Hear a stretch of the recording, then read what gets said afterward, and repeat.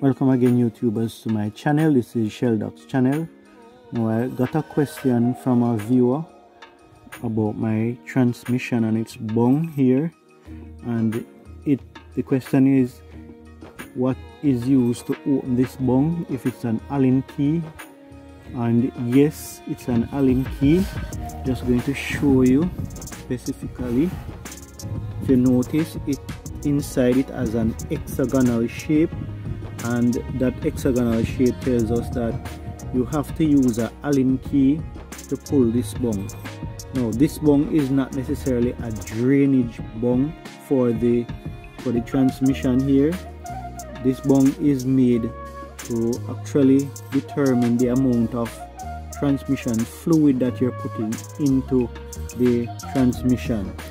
And whenever you are putting transmission fluid in there, for argument's sake, if your transmission is leaking from the side or from any other part, this bung here is there like an overflow bung. So when you open it and you're filling the transmission, in fact, you have to open this when you're filling the transmission if you have a leak on the transmission. So that is when you open this, if you have a leak on the transmission and you're refilling. Now, if you are changing your transmission fluid, that is a different story. But I'm just going to speak right now to the purpose of this bung. So if you have a leak on the transmission and you're just refilling it, what you would need to do is to open the bung, and when you open this, you leave it free, and then you refill the transmission until you notice the fluid is leaking from the bung. That is when you put back this bung in place. So this is like an overflow area so that the transmission is not filled too much. If you notice, these newer vehicles, the transmission does not have a dipstick, so that you cannot really measure the amount of fluid that you're putting into the transmission. So this bung is what is used to determine the specific amount of fluid that you would pour into the transmission. So if you're refilling, this has to come out, and you refill until this bung starts to leak the fluid, and then you re-screw, and then you plug in back the refilling area and re-screw that. So that is the purpose of this bung here, and not necessarily, you know, to drain the transmission fluid from it whenever you're refilling or whenever you are putting new transmission fluid into your transmission. In fact, these transmission, if you're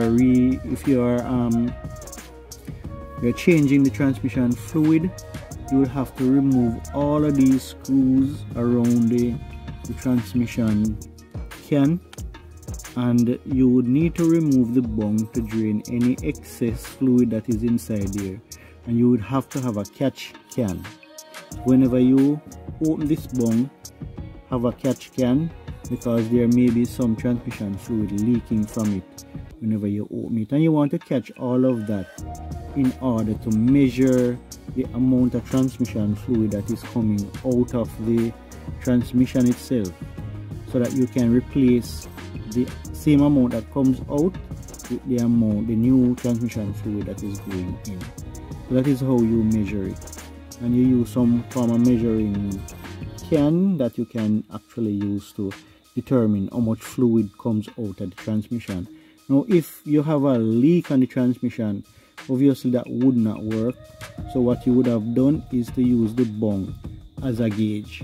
So if you have a leak, you open the bung, refill until it starts to flow through the bung, and then you plug it back, and that is how you know the amount of transmission fluid that you need to put inside your transmission.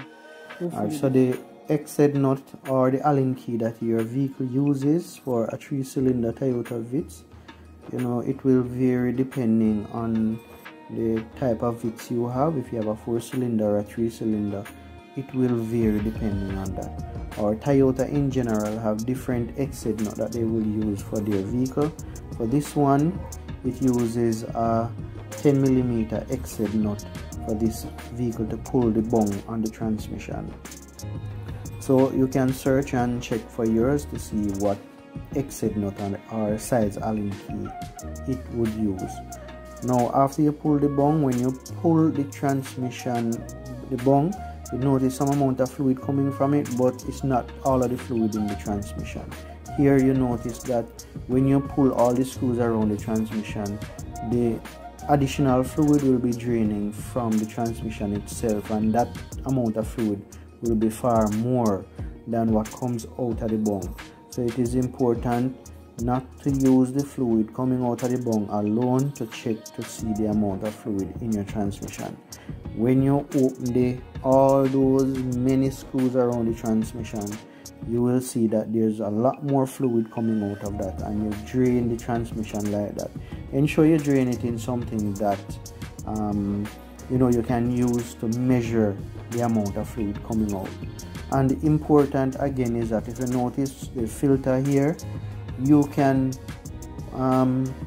reuse that filter, but I would suggest to buy a new filter and put in, because all of that work, pulling all of that, waiting for another 10 years before you change the transmission fluid, it is not good to put in the same filter, because if you put it in and it clog up 3, 4, 5 years when you could have waited for 10 years, not a good idea. Alright, so in relation to your transmission fluid, when you're purchasing it, you ensure that you purchase genuine transmission fluid for your Toyota vehicle. Don't just go and purchase aftermarket transmission fluid.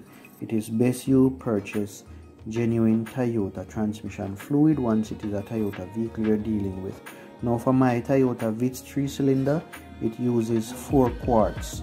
So you can either buy 4 1-quart bottle, or you can either buy the bottle that has 4 quarts in it.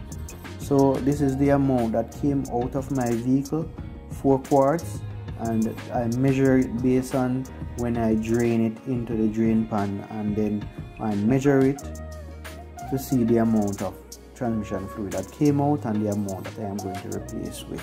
So ensure that you know the amount that you're putting back into the transmission. Hopefully this video is of some help to you. Thank you for watching. Please subscribe and have yourself a nice time.